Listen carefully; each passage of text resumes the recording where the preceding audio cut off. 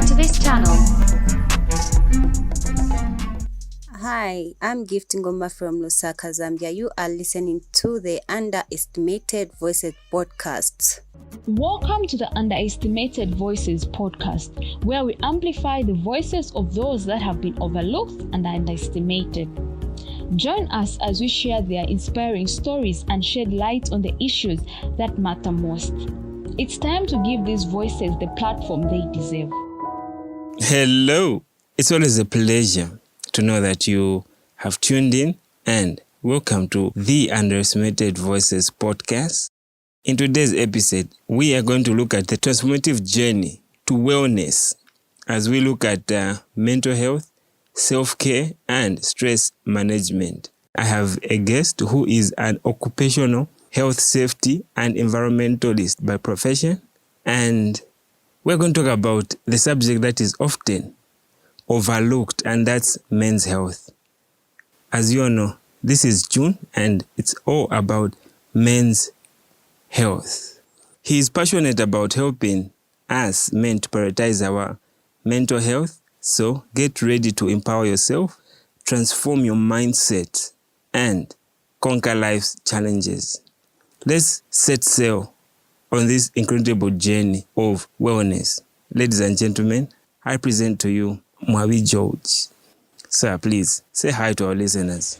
Hi everyone, my name is Mwabi George and I'm an occupational health safety and environmentalist by profession, and I do advocate for mental health. Thank you so much for joining me on this podcast. So how can one prioritize their mental health in their daily routines, and what are some of the things that they can be able to do to help them prioritize their mental health? So this is what I like to tell myself. Imagine your mental health like a bank account. You need to be making regular deposits in order to have a healthy bank balance, not so? Yeah. So the same thing applies with my mental health. I need to be making some healthy daily deposit in my daily routine for me to be able to say I have a sound and positive mental health. So these are a few activities that I would recommend. The first one is practicing mindfulness. Okay. These actually includes doing simple activities such as, deep breathing, journaling, as well as meditating. This helps to calm and reduce stress and helps to calm your mind. The second one is engaging in physical activities. Most of the times when people think about physical activities, they usually always rush to going to the gym or running. But then there are a lot of physical activities that you engage in, such as going for long walks, stretching yourself, you're doing some yoga, even breathing out is also part of physical activities. It goes a long way and it improves your sleep quality. Also, connecting with loved ones is also very important. From our various social societies, social interaction is very vital. So you need to schedule some time with friends and families, as well as some, support groups. This actually helps us to build meaningful connections. So the fourth one is actually having a balanced sleep. It's very important, prioritizing regular sleep schedules. It helps us to relax during bedtime. So at least we should try to at least have 7 to 8 hours of quality sleep in as much days as we can during the week. So I think the last one is actually setting realistic goals. We shouldn't overlook the pressure that comes with, setting out goals that we cannot achieve. So we need to set achievable goals and also celebrate small wins. It's very important. What self-care practices can help one manage stress and burnout, especially in this digital era? I think first of all, I would like to point out to say self-care isn't selfish. So self-care is very essential in stress management and burnout. Some of the practices I would like to recommend are, we need to unplug and disconnect sometimes. We need to dedicate time to activities that you enjoy. If it's leaving work stress, let's leave work stress at work and avoid screen time before bedtime. It's very important and it helps you relax more.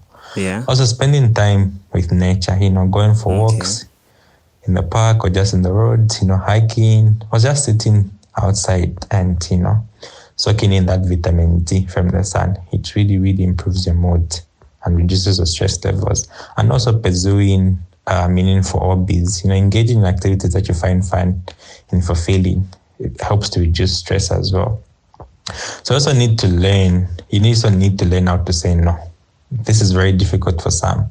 And this is one thing that I'm also working on, but I think I'm making tremendous development in. So don't overcommit yourself. Okay. It's okay to prioritize personal well-being and decline additional work or unrealistic expectations from friends and families.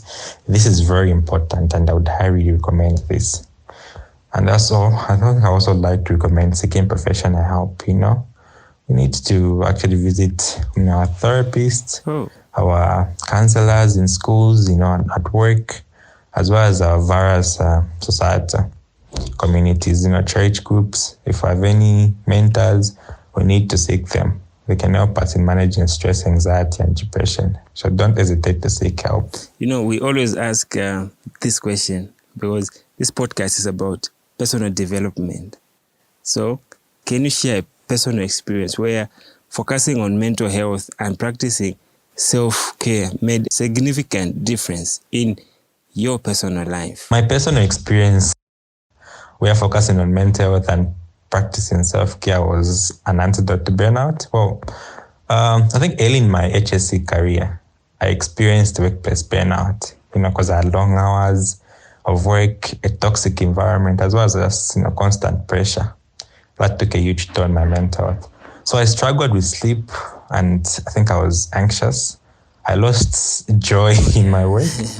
That's when I realized self-care is not an option for me. So I started with small changes, morning meditation, prioritizing sleep, praying if you're religious. So I used to pray, and joining a men's fitness group. So I joined some fitness group when I was in Dola, and that really helped. So even connecting with others, loved ones, that also helped me out. When I'm not working, connecting with my families, my nieces, my nephews, that also played a huge role and factor. Okay. So what advice do you have for someone who is struggling prioritizing self-care and managing stress in their daily life as we are in a month of men's health? And then as men, I think it's important to admit that we often tend to neglect our own mental health. But in this Men's Health Month, I want you to remember that it's okay not to be okay. We need to acknowledge that.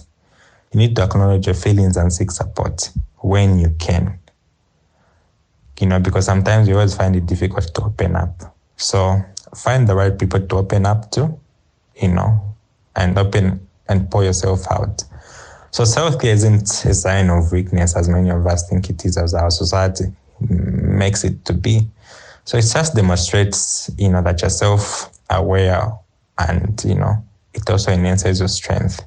So you need to invest in your well-being. You deserve it. So take breaks, say no, and just prioritize activities that nourish your mental health and your health. In your own opinion, why is it important to openly discuss and promote mental health and self-care in today's society, especially that as a male child, you are always told, Mamuna samalira, Fisanga baume, Mamuna nkulimba. These are some local terms that actually mean, men, whatever you go through, you must handle it with boldness. I think it's quite challenging talking about mental health and self-care. Even I, myself, being an advocate, it's not always been easy for me to openly talk about this.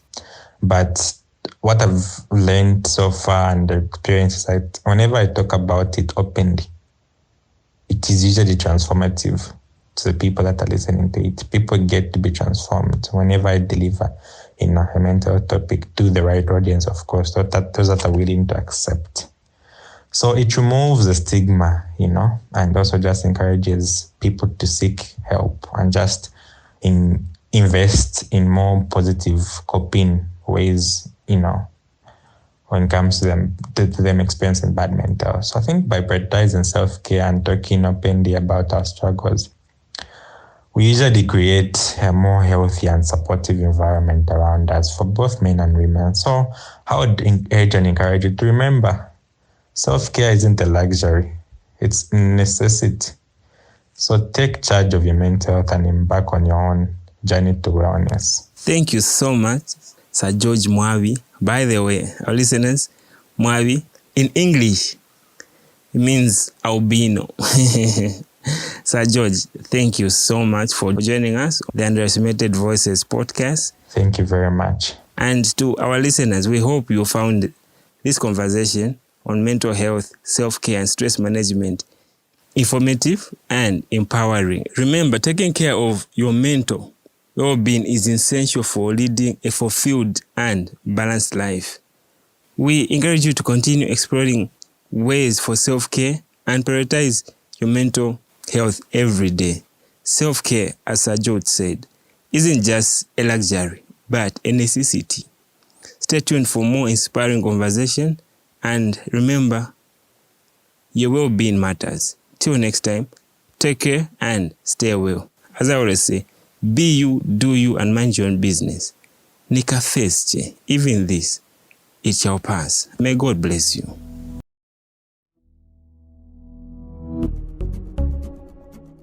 Thank you for tuning in to the Underestimated Voices podcast. Remember, the power of a voice can change the world. Keep listening, keep sharing, and keep amplifying those underestimated voices.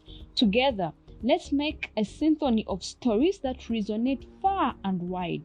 Stay inspired, stay curious, and join us again next time for more incredible narratives. Until then, keep listening and let your voice be heard. This is the Underestimated Voices podcast, amplifying the underestimated, empowering the unheard.